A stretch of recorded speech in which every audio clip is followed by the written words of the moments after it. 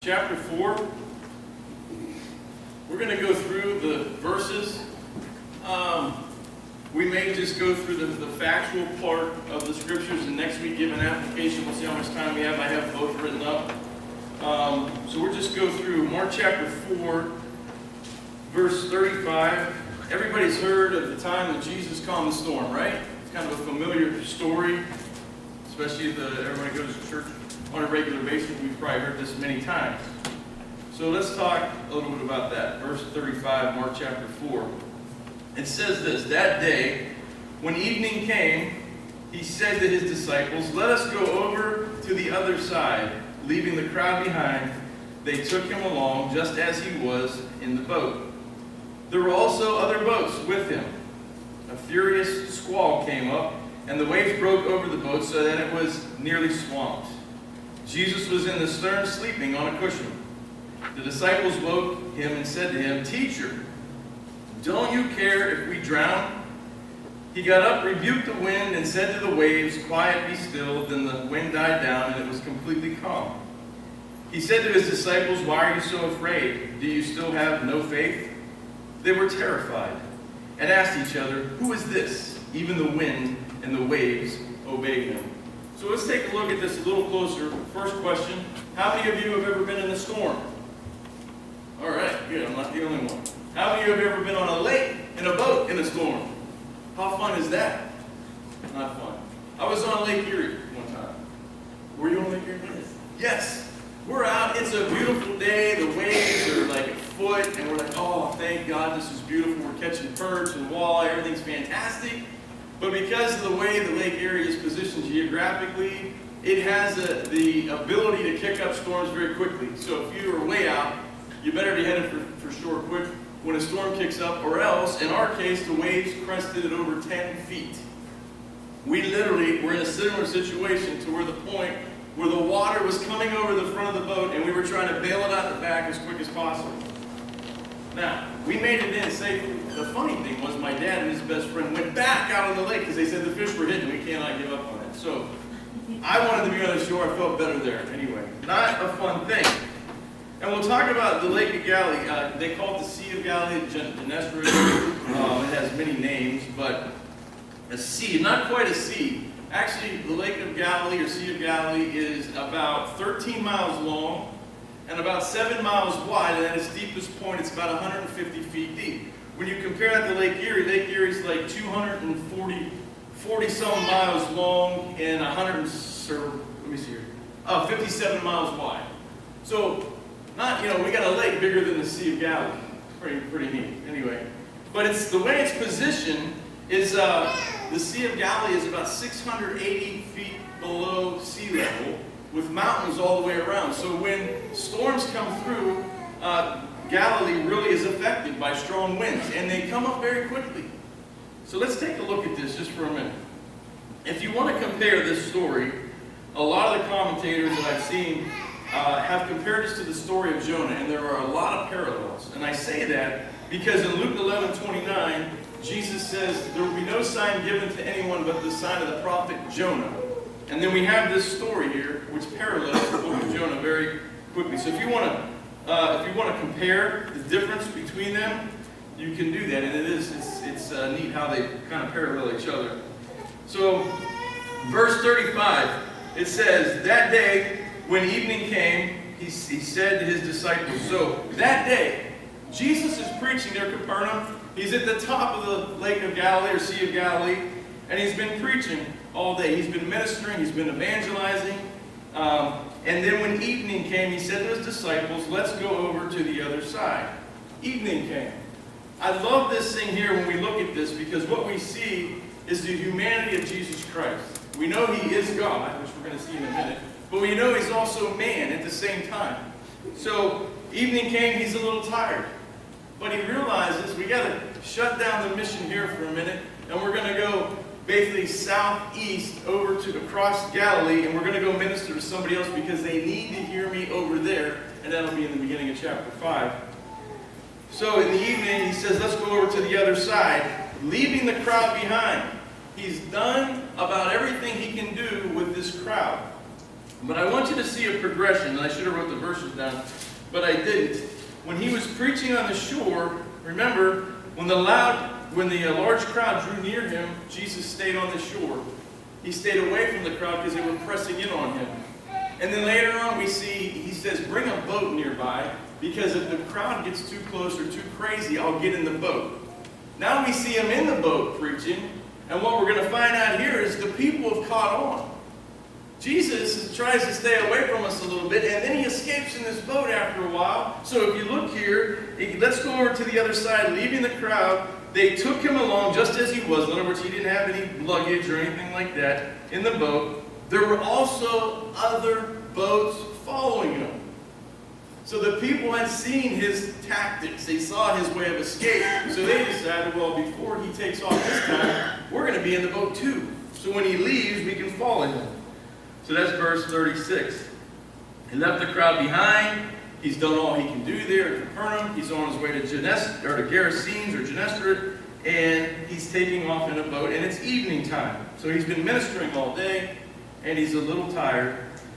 And a furious squall came up as they were headed to the other side, and the waves broke over the bow of the boat, and it was nearly swamped. Now, this is actually with a furious squall. The word here is leolaps, which means hurricane. It's a mega storm is what it basically comes down to. And I have a definition.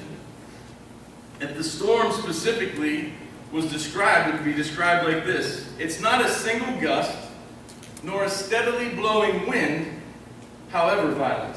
But it's a storm breaking forth from black clouds and a furious gust with a flood of rain, and throwing everything topsy-turvy. So this is how you would describe this storm. It's a mega storm. It's a hurricane. And it came up very quickly, which in this day and age, when these guys were fishing here, of course we know there's at least 4 fishermen with Jesus, they were familiar with these types of storms.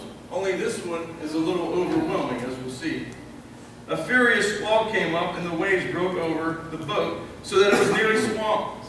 And I love this here, because what's Jesus doing? He's in the stern or the rear of the boat, sleeping.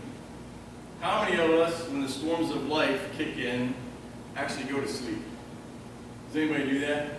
Or do we panic a little bit? Do we get a little frustrated? Do our nerves get the best of us? I think this is one, Jesus is showing his humanity. I'm tired, guys. I've been preaching all day. I've been ministering all day. I've been doing miracles. I've been doing everything you asked of me. I'm tired. I need to get some sleep. So he crashes out. How many of you have a kid that you can put in the backseat of a car, blur the radio, go down a bumpy road, and they never wake up? You have that kid? Yes. We have that kid. His name is Joshua. You can shake him, flip his bed over, he'll just roll off on the floor and still sleep. So I was thinking about this. Is it possible in a storm that Jesus could be sleeping? And the answer is yes. It's very possible, because we've all seen our kids do similar things.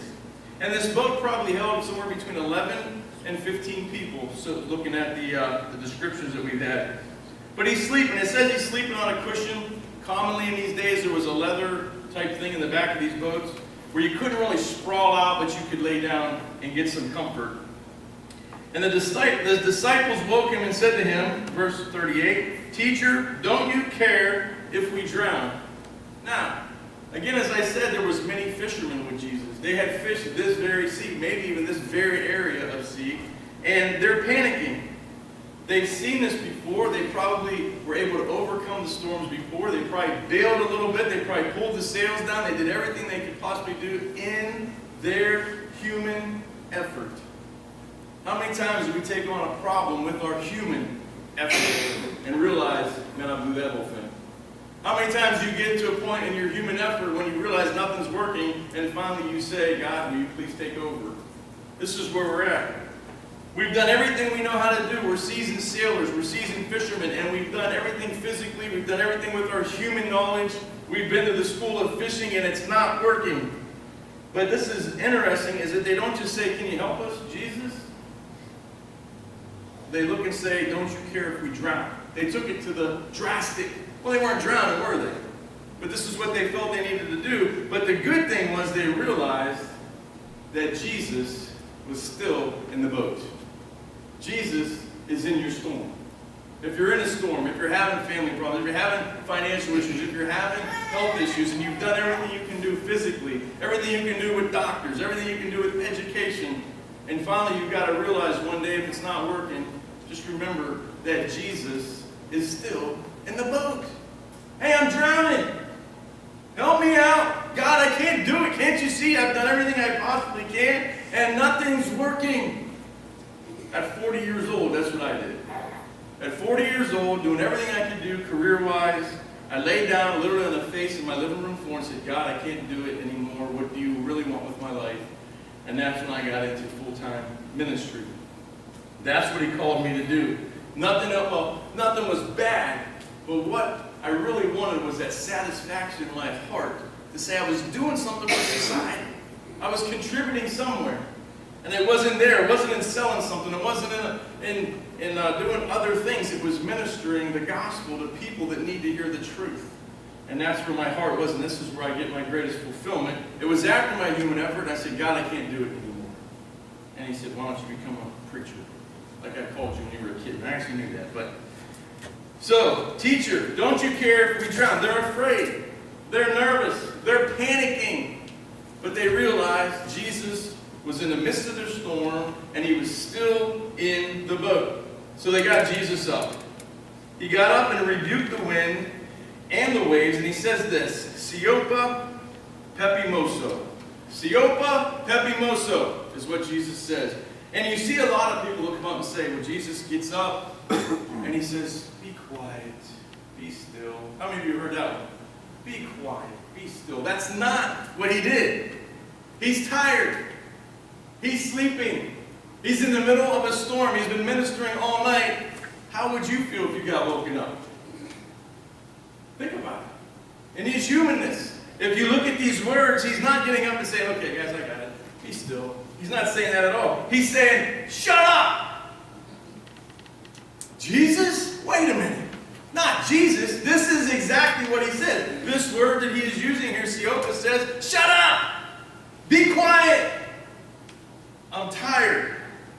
I'm going to show you a little bit of what kind of God I am in my humanness. Shut up, Pephimoso, be quiet. What he's really saying is, be quiet, storm, stay quiet, storm. Be quiet, stay quiet. I love that. The authority of God. Not just be quiet, but don't open your mouth again. I am God. I love that. Be quiet and stay quiet. Then what happened? The wind spoke back. The hurricane said, bring it on. No. Then the wind died down and it was completely calm. And the word here is megale.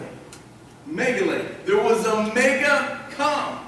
If you look at a storm and you've never seen a storm, when the wind dies down and the rain stops and the sun comes up, what is still continuing to go on? The rustling of the water is still moving.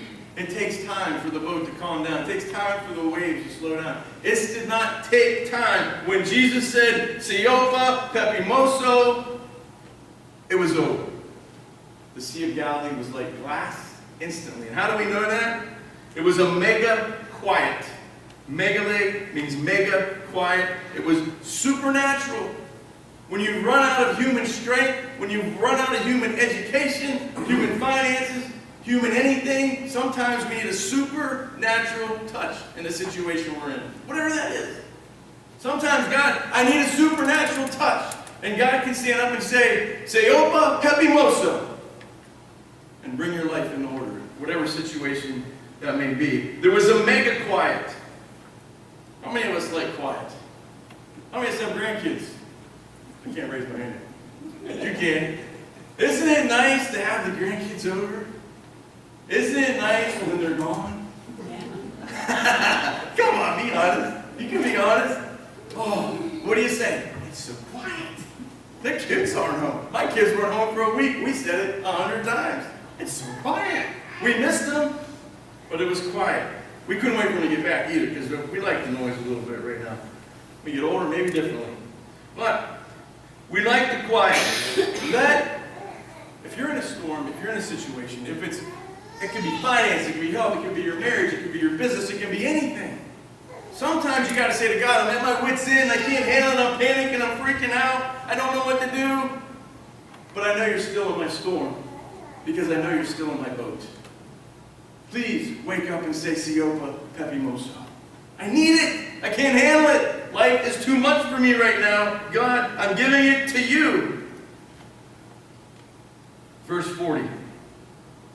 After the complete calm, the mega calm, by the way, in verse 40, he said to his disciples, why are you so afraid? How many times do we have to be reminded that in whatever given situation we're in, Jesus is still in the boat? The Bible says, I will never leave you or forsake you. Actually, the Bible also says, in your thick darkness, I will dwell there with you. The Bible also says, if I made my bed in hell, you would be there with me. Jesus is in the storm, so he said, why are you so afraid? Don't you know my word? Don't you know my book? Don't you have any faith? Why are you afraid? And he looks at them. I've been ministering all. This is why he says the second one in verse 40. He's been ministering for maybe a year, months. You still don't have any faith? Come on, guys. I'm in the boat. I'm right next to you. You don't have any faith? Look at verse 41. This one really blows my mind. They were terrified. What? Jesus is in the boat. He just calmed the storm. They were terrified because they actually saw the power of God through Jesus Christ. They were terrified, and they asked one another, who in the world is this, that the wind and the waves obey him? There was a mega calm. The sun came up instantly. The sea was completely placid. They were terrified. They were more afraid, actually, if you really read the context here, they were more afraid now that Jesus was in the boat than they were afraid of the storm that was attacking them and flooding them. They were afraid they were going to drown. Now they saw what Jesus can do, and they were terrified. Verse 41. And they asked each other. And when they asked each other, it says that they asked this question repeatedly to each other. Each man talking to the next. Who is this? They still didn't get it. Even the wind and the waves obey him. They were a little freaked out. That's the Greek word there. No, it's not. That's a Robism. That's easier to remember for me. They were freaked out. You ever get freaked out? Something happened? Okay. All right. So let's take a look at this. This will probably be a two-parter, and I apologize. Number one, Jesus was in the boat. Jesus is in your boat. Jesus is in the midst of the storm. You're never anywhere, then I would say, unless you're sinning. If you step outside of God's hedge, sometimes I'm going to tell you, you're on your own. Just remember that. If you're on your own, look out.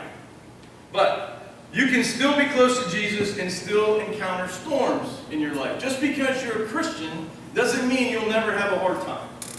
And I know a lot of us can attest to that. A lot of us can tell. We have stories. But remember, he's still in your boat. You're never sailing alone unless you turn your back on him and take off. Then the things that can happen to you will not fall into the parameter of 1 Corinthians 10:13, which says he will never give you anything more than you can handle because he did not give it to you. You went out and found it by yourself. And he says, good luck with that. However, God will always, when true repentance comes in, he will always come in and try to help the circumstance. Doesn't mean he'll get you out of prison if you get a 95-year sentence, Mike, for yelling at the preacher's pink shirt. Anyway, you can still be close to Jesus and still encounter storms. He was in the boat. When they finally realized it, they came to him and said, can you help us? We're drowning. And what's he do? He takes over and he stops us. Sometimes people who know and love God think they should be exempt from stormy experiences of life. Some Christians make the mistake of thinking that because they have the Lord in their life, they'll be immune to trouble. Actually, Jill Stevenson even said that. She said, I've already lost my dad. I've already lost my brother. There's no way I'll ever lose my son. You guys remember that story? And she did lose her son in Afghanistan. So, we're never going to be exempt, even though Jesus is still in the boat, even though you're a Christian. It sets us apart for eternity. It doesn't necessarily take us out of the world and the storms of life. Jesus knew all things, and when he said, let's go to the other side, he knew they would encounter a storm. Even though Jesus was in the boat, the storm still struck. Let's take a look at some storms briefly. There are physical storms. There are financial storms. There are emotional storms, relational storms, and so on. Storms can strike suddenly without any warning. A storm doesn't mean that God doesn't love you or he is punishing you. Jesus led the disciples into the storm to teach them to trust him, so don't be surprised when you face your own storms. So that's number one. We're not immune to storms just because we're Christians. We're not immune to storms just because Jesus is in the boat. Number two, storms can be a time of testing. He was legitimately testing the faith of the disciples, and he says, where's your faith? Don't you know who I am? You've been with me this whole time. If the disciples didn't get it, you got to wonder how we ever going to get it. We get it by faith. We believe in Jesus Christ by faith. Hebrews 11, if you want to read that. God tests our faith. The Bible says these trials will show that your faith is genuine. It is being tested as fire tests, purifies gold. Though your faith is far more precious than mere gold. 1 Peter 1:7. Sometimes life is good, isn't it? And I try to think, just a little thing. How many of you have seen that While You Were Sleeping movie? I think it's Sandra Bullock. Have you seen that movie? It's a good movie, even for a dude. It's a good movie. It's cute because the dad owns a business and he's deciding to hand the business down to his son. And he tells his son, isn't the moment just perfect, son? And the son says, not now, Dad.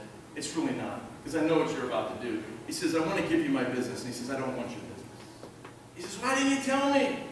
I could have sold it for 3 times its worth. And he says, you know, son, for 3 minutes, and we can apply this to life, for 3 minutes, everything is mega calm. Isn't it? For 3 minutes. How many of us get that 3 minutes when you can actually smell the flowers? When you can actually enjoy your house without any commotion? When you actually get in your car and it starts and gets you where you need to go? Everything's perfect for 3 minutes, and then what? There comes the storm. It happens. It happens to all of us. So I just like that quote. For 3 minutes, the air smells good. Your body isn't aching. The car is running perfectly. Sales are up. The kids are safe and sleeping. And there's certainly no reason to panic in that time. And then life continues. Things begin to pile up. Bills, phone calls, emails, obligations, and so on. And this morning, even today, we have baseball games, soccer games, things and obligations. God tests our faith during the difficult times. That's when our faith is tested. Now, this is not an exhaustive thing, but there's a stress test. It's evening, they're tired, they're stressed from ministry, they're in the boat. This is a stress test. It's like Ranger School. How far can we take you to the limit before you crack? How can we get you to overcome your fear? How can you get to see Jesus in the midst of your storm? How? By putting you in the storm. And then knowing in 1 Corinthians 1:9, he is 100% absolutely faithful.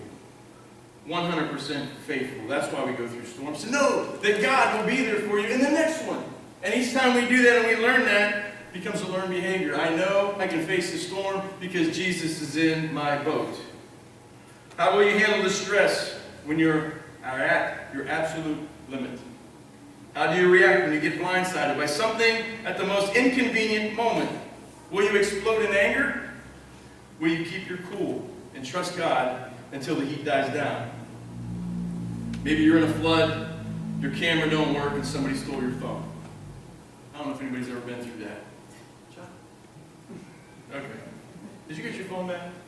Okay. He was lost without his phone. That literally happened. How do you handle it, Chuck? When you're in a flood, your security cameras don't work, and you come outside and somebody stole your phone. Jesus is in the midst of that storm. He's in your boat. It happens. How are we going to react? Jesus was sleeping. Why? Because he knew his dad was in control. Number 2, be here. How about people? Can't get away. People are still falling in boats. People have learned the way Jesus operates. So when he used to get on the shore and keep away, then he would get in the boat to keep away, to keep from getting crushed legitimately. Now they realize he's going to get in the boat. We're going to bring our boats. So he's trying to get away from people. How do we get away from people? And I know some of you have said this because I've said this, not recently, but I've actually, sometimes I hate people.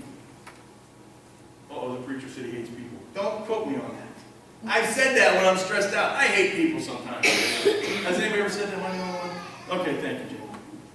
Yes, there's times when people get under your skin, they get on your nerves, you just want to get away. And Jesus used to do that. He needed times of solitude. He'd go to the mountain just to get alone with his Father. He did not hate people. He hates the flesh. But he did not hate people. He came to seek and save lost people. So how many times have you said that? Sometimes God puts people in your life who will stretch your faith. Take you to wit's end. They rub you the wrong way. They seem to find one exposed wound in your life and pour salt right in it. How do you love that person? You got only with Jesus. You have to look at that time and say, well, I'm glad you're in my boat, because there's no way I'm loving this guy. It happens. You have to do it through the eyes of Christ and realize that people are made in the image of God. And honestly, there's times when I can't do it, only to know that Jesus was in my boat and I can do it through him. There are people that push my buttons. They're impossible for you to love. So how do you handle that test? Do you strike out at them? Do you get revenge? Or do you sit back and rest in the mega storm and say, I'm going to love you like Jesus? Jesus is still in your boat. And then there's the commitment test. See, the commitment test. They need us on the other side of this lake, Jesus said. We need to go there and minister. And we're going to talk about that next week. We got to get to the other side. There's people over there that need me. I'm committed to getting across. And by the way, when God commits to something, no one is going to stop it. But the church can't be stopped. The only people that can stop the church is the church itself. When we say, we just give up, we're not doing it. God is for the church. God wants the church to grow. God wants us to go out and evangelize. He wants the lights to be on. And if he's for it, nothing can come against it. Jesus said, I've got to get to the other side of this lake. I'm not worried about this storm. There's no way it's ever going to stop us because I'm in the boat and I've got a place to be. If God's for you, no one can come against you. Will you follow through on your commitments or will you quit? 50% of marriages end in divorce. That's even in the church. We all have times when we want to give up. Sometimes we walk by sight, not by faith. By sight, the factors we can see tell us we should give up and throw in the towel. And this is what the disciples were doing. We've done everything we can do. We're walking by faith. We're walking by sight. The storm's coming. The water's coming over the side. There's no way we're going to survive. We're going to drown. Jesus, don't you care? Jesus said, I'm committed to getting to the other side. Let me handle this. Siopa Pephimoso, and he calms the storm. By sight, the factors we see can tell us we should give up and throw in a towel. Looking around by sight, the disciples were scared they were going to sink. But then, they remembered that Jesus was on board. I'm getting crushed at college. Just examples. My homework is killing me. I'd rather be out having fun. Keep going. The commitment you've made there is to yourself. Don't ever break that commitment. So what situation are you in? We're all in different situations. We're all in different places spiritually, relationally. But just remember, whatever situation you're in, Jesus is in your boat. He's on board. None of these trials and tests come without some type of reward, by the way. Okay. A storm should force us, number 3, the storm should force us to cry out to Jesus. The storm did just that. He was testing the disciples' faith.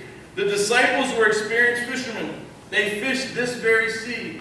And again, I would assume they had seen this before, and they had done everything humanly possible to keep the ship from sinking. Lower the sails, bail the water, take the waves properly. As you know, if you're an experienced sea person, you've got to angle your boat just right across the waves, or you get in the trough, and you can be tossed and turned and flipped. Eventually came apparent that their efforts were not working. They needed supernatural help. Let me ask you, how many of you in this room today could use a supernatural touch? I'm going to raise my hand, because I got to wear this pink shirt all day. I need a supernatural touch every day. God, I just want to be your presence. And I know we've all said this, God, can I just have 10 minutes alone with you? Please, come down and have coffee with me. Have you ever said that one? Why are you asking that? Because you need a supernatural touch. They woke up Jesus and said, hey, don't you care if we drown? They were thinking, worst case scenario, the ship is going down and we are going to drown. Don't you care? I'm trying to go ahead a little bit. 2 Corinthians 1, verses 8 and 9 says this. Paul wrote this. We were under great pressure, far beyond our ability to endure, so that we were despaired even of life. Indeed, our hearts felt the sentence of death upon them. 2 Corinthians 1, 8 and 9. But this happened that we might not rely upon ourselves, but on God. So there's only four reasons why you go through a test. You got them written down. You brought it on yourself. Sometimes you make bad decisions and you brought this test on yourself. 2, you're being punished for something you did. 3, God is trying to get your attention. 4, God's ready to promote you. Like Job. God said, have you ever considered my servant Lorioni? You can't break her. So it's an honor sometimes that you're getting tested. And God's saying, I'm going to make her stronger. I'm ready to promote her. I'm ready to tell her story, whatever that is. For a promotion. So you brought it on yourself, you're being punished, God is trying to get your attention, or you're headed for a promotion. Number 4, Jesus doesn't panic. He was asleep during the storm. Things to think about. Jesus was a man. Jesus was tired. But he was also God. He had full confidence that his Father would get him to the other side of that lake where they were going, because he needed to get there. Let's move down here. How many of you have ever heard of a boat called the Titanic? Have you heard of that? Am I the only one? No. What was the big claim on that boat? Unsinkable. I saw a quote, and I didn't quote it, but I'm going to say it. I don't know if it's true or not, but it was heard that one lady getting on board of that boat, and I don't know if this is true again, this is just something I heard. She actually said that one of the people as she was getting on the boat, even God himself couldn't sink this boat. I don't know if that's true, but that was in one of the stories I read. The Titanic sank Monday, April 15, 1912. It was sunk by an iceberg, obviously not a storm. It's supposed to be unsinkable. We all know the story. After the news of the sinking, the people of Belfast, Ireland wept and mourned.